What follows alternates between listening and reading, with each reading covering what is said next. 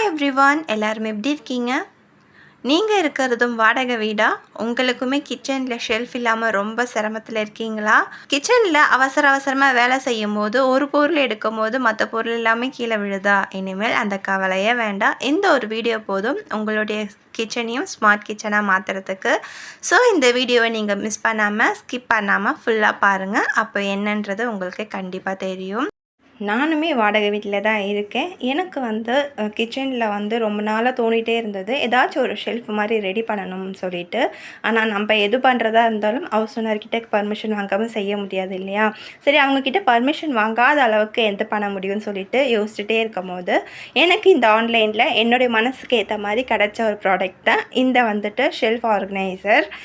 இந்த ரேக் பார்த்திங்கன்னா நமக்கு வாலில் மாட்டுற ஃபெசிலிட்டியுமே இருக்குது. இந்த மாதிரி ஸ்க்ரூ எல்லாத்தையுமே டைட் பண்ணிவிட்டு கடைசியாக இந்த இது போட்டுட்டு ட்ரில் பண்ணிவிட்டு நம்ம வால்லையே மாட்டி வச்சுக்கலாம்.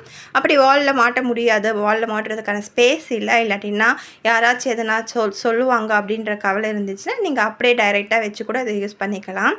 இதில் என்ன ஒரு பெனிஃபிட் பார்த்திங்கன்னா, நமக்கு லைனாக ஆர்டராக நமக்கு தேவையானதெல்லாம் அரேஞ்ச் பண்ணி வச்சுக்கலாம். மேலே வைக்கணும்னு அவசியம் இல்லை. ஒரு ரேக்கு தனித்தனியாக இருக்கிறதுனால தனித்தனியாக வச்சு யூஸ் பண்ணிக்கலாம். ஒன்று எடுக்கும் போது நம்ம அர்ஜென்ட்டாக வேலை செய்யும் போது என்ன பண்ணுவோம்னாக்கா, இடம் இல்லாமல் மேலே வச்சுட்ருப்போம். நான் மோஸ்ட்லி கிளாஸ் கண்டெய்னர் தான் யூஸ் பண்ணிகிட்ருக்கேன். நம்ம சமையல் செய்ய நிற்கும் போது டக்குன்னு எடுக்கும் போது பார்த்திங்கன்னா எல்லாமே கீழே விழுந்துடும்.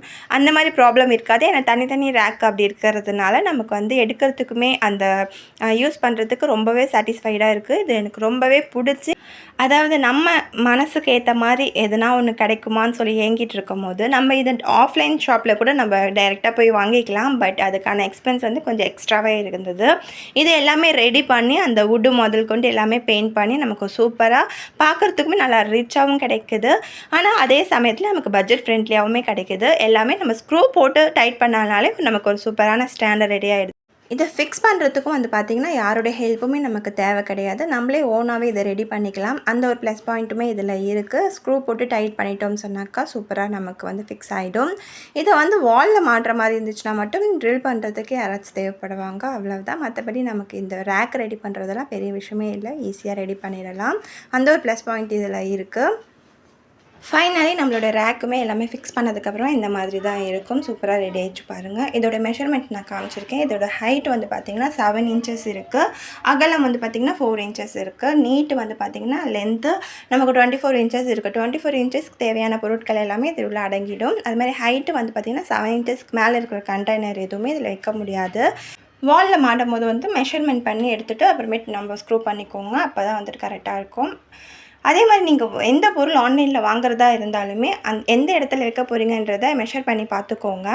அந்த ஆன்லைனில் நீங்கள் ப்ராடக்ட் ஆர்டர் பண்ணுறதுக்கு முன்னாடி அதோட மெஷர்மெண்ட்டும் காட்டியிருப்பாங்க. அதுவுமே நீங்கள் வைக்க போகிற இடத்துக்கு கரெக்டாக இருக்கான்னு செக் பண்ணிக்கோங்க. ஏன்னா அப்போ நீங்கள் வாங்கின பொருள் ரிட்டன் அனுப்ப வேண்டிய அவசியம் இருக்காது. ஸோ அதனால தான் இதை சொல்கிறேன், ஒரு குட்டி டிப்பு.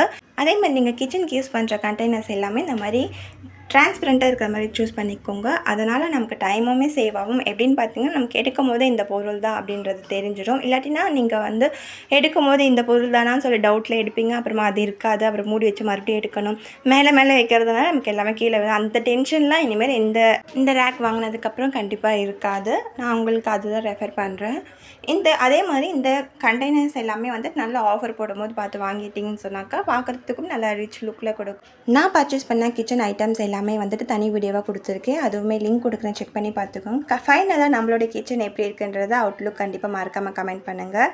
இந்த வீடியோ பிடிச்சிருந்தா லைக் பண்ணிக்கோங்க. நம்ம சேனல் ஃபஸ்ட் டைம் பார்க்குறதா சப்ஸ்கிரைப் பண்ணிக்கோங்க. Bye friends.